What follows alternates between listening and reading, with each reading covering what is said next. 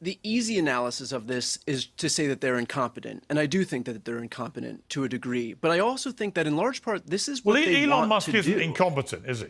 I mean, let's be clear. He's one of the most brilliant minds in America. Which brings me to my second point, is in large part, this is what they want to do. I mean, they'll trot out their talking points, and Benny brought out one of these things that, they're looking to just get the debt under control. They're adding money to the deficit, which is going to explode the debt even further. And so like this notion that we're just getting our spending under control.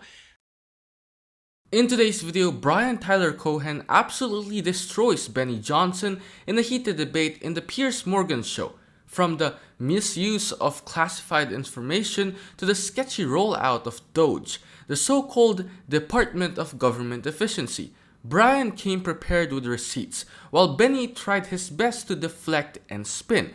Brian cut through the noise and exposed the blatant hypocrisy and misinformation that MAGA folks keep pushing. So, let's dive in and watch how Tyler Cohen shuts down Benny Johnson in this heated debate.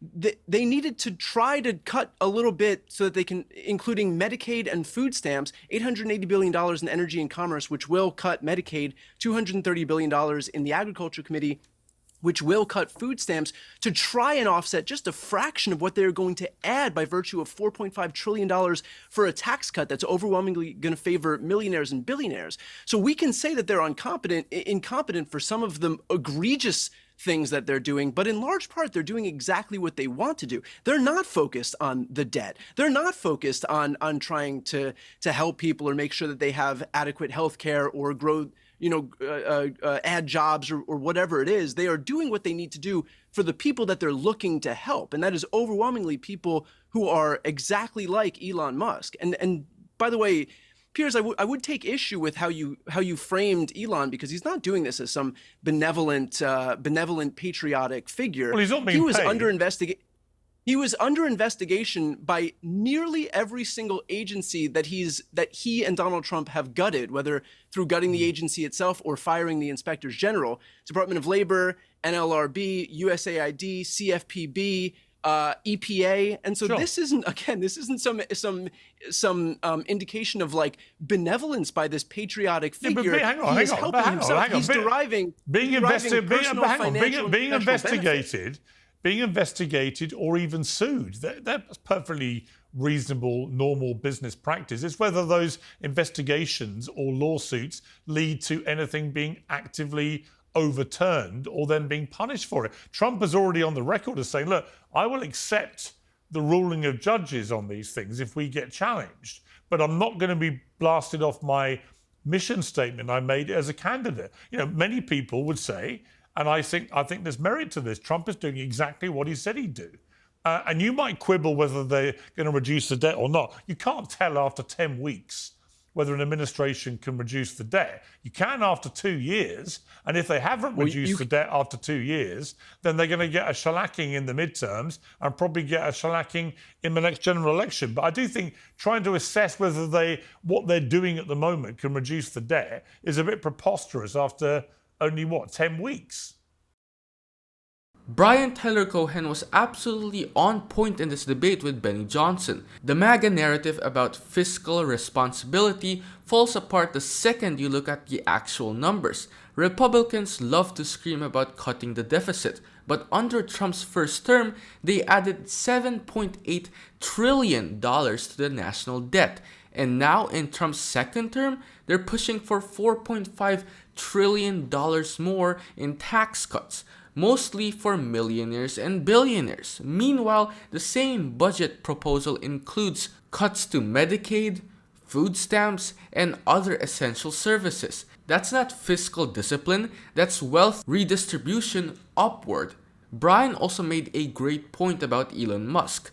Benny and others on the right like to paint Musk as this patriotic genius, but the reality is that Musk has been under investigation by multiple federal agencies, including the NLRB, EPA, and the CFBP, many of which Trump weakened by slashing funding or removing oversight. That's not patriotic, that's manipulating the system to avoid accountability.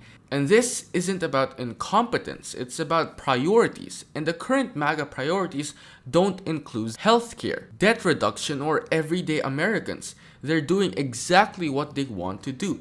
And it's time more people called it out. But let's see what Brian has to say against Pierce's claims.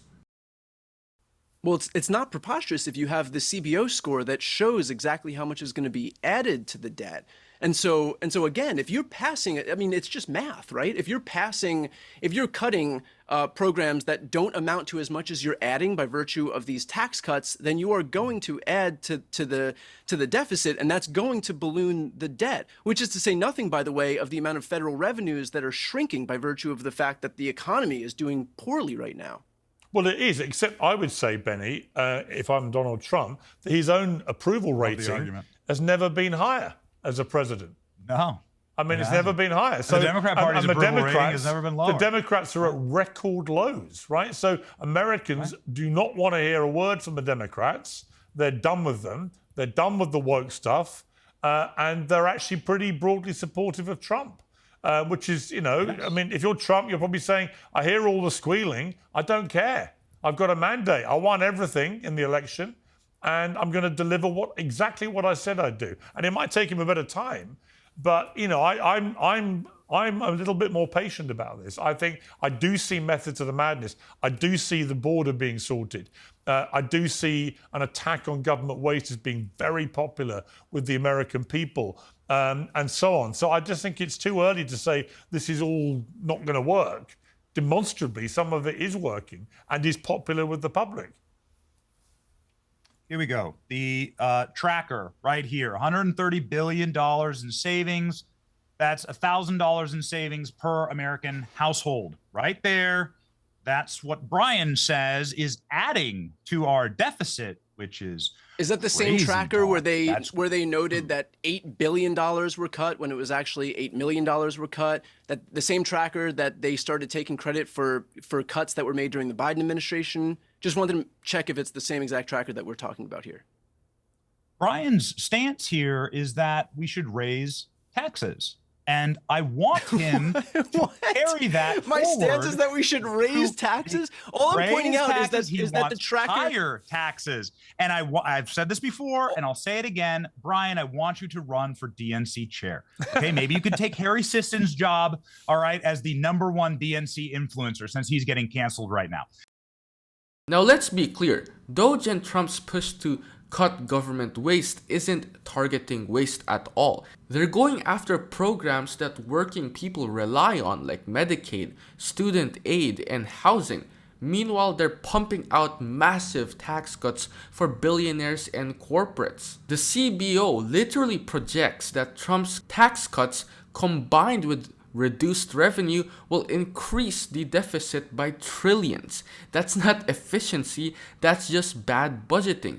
And about that $130 billion in savings, Brian was right to call out how misleading those numbers are. Many of the so-called cuts came from actions taken under Biden's administration. The Trump team is essentially double counting and spinning it like they're fiscal saviors, when in reality, they're running the same old scam. Slash public services, enrich the ultra wealthy, and then pat themselves on the back for being efficient.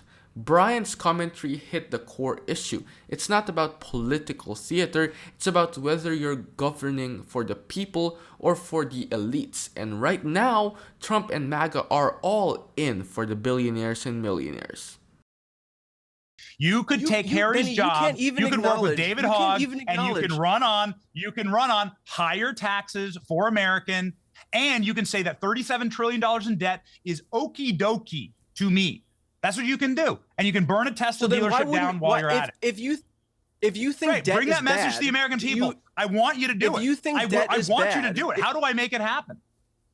If you think debt is bad, how do you answer for the fact that we are adding debt that based on the CBO score, we're adding debt, and your deity, Donald Trump, added $7.8 trillion to the debt during his first term? Where are these fiscally conservative Republicans?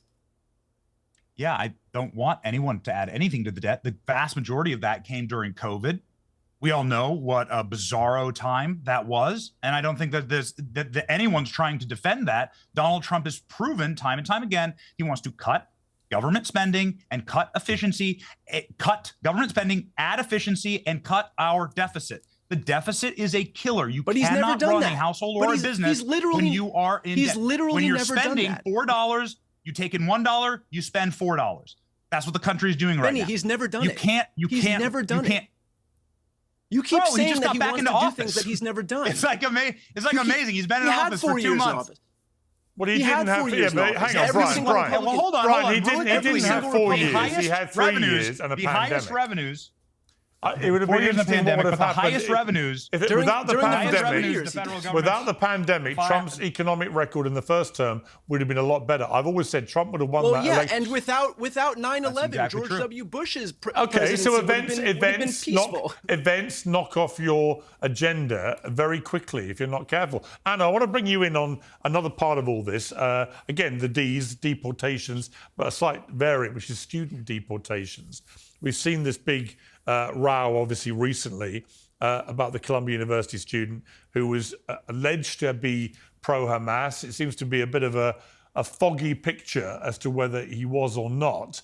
But this principle of deporting students for their political allegiances or views, where do you sit on that? Bernie Sanders says this is not democracy. You can't exile political dissidents, not in the United States. Well, I mean, our government will certainly try to do that as long as the government of Israel demands it. And our government, whether you're talking about Democrats or Republicans, is completely controlled by the Israeli government, and they're going to do the Israeli government's bidding. That's what this is really about. That's all it is. So protesters who are legal residents, permanent residents who have green cards, will be deported simply for exercising their freedom of speech and criticizing how the Israeli government is prosecuting this war in Gaza, slaughtering tens of thousands of innocent women, children, elderly people, civilians. They're going to continue the slaughter. They don't want any backlash from anyone in the United States about it, including American citizens, including permanent residents. And remember, Miriam Adelson and the Adelson family overall gave Donald Trump hundreds of millions of dollars to not do what's right for the United States, but to do what's right for Israel. So Donald Trump is going to do that. He's transactional. Money talks for him, and he doesn't care. All right, let's break down that debate between Brian and Benny before we break down Anna Kasparian's comments there. In Trump's first term, $7.8 trillion was added to the national debt. Yes, some of that was due to COVID, but let's not pretend the pandemic excuses the massive tax cuts for the wealthy that started before 2020. The 2017 Trump tax bill alone is projected to cost over $1.9 trillion over a decade. Meanwhile, programs like Medicaid, housing assistance, and student aid get slashed under the guise of efficiency. That's not fiscal responsibility at all. That's a transfer of wealth upward.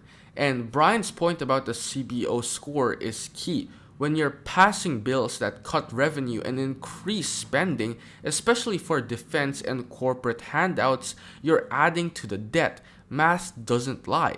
It's wild that the same people screaming about deficits are silent when billionaires get more tax breaks than an entire working class city.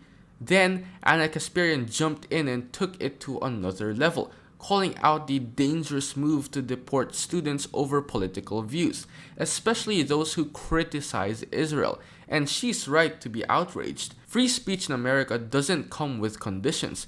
It doesn't vanish if your views make powerful donors uncomfortable. This new push to revoke visas and green cards based on vague anti-Israel claims is straight up authoritarian. Bottom line, Brian exposed fiscal hypocrisy and Anna laid out the threat to America's civil liberties. Pause. Are you getting tired of getting half the story from biased news sources?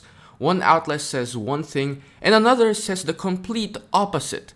How are you supposed to know what's actually true? That's where ground news comes in. It lets you compare how different media outlets, left, right, and center are covering the same story. So you can see the full picture instead of just the echo chamber. And here's the best part. Click the link in the description and get 40% off the Vantage tier, which gives you even deeper insights into media bias and political trends.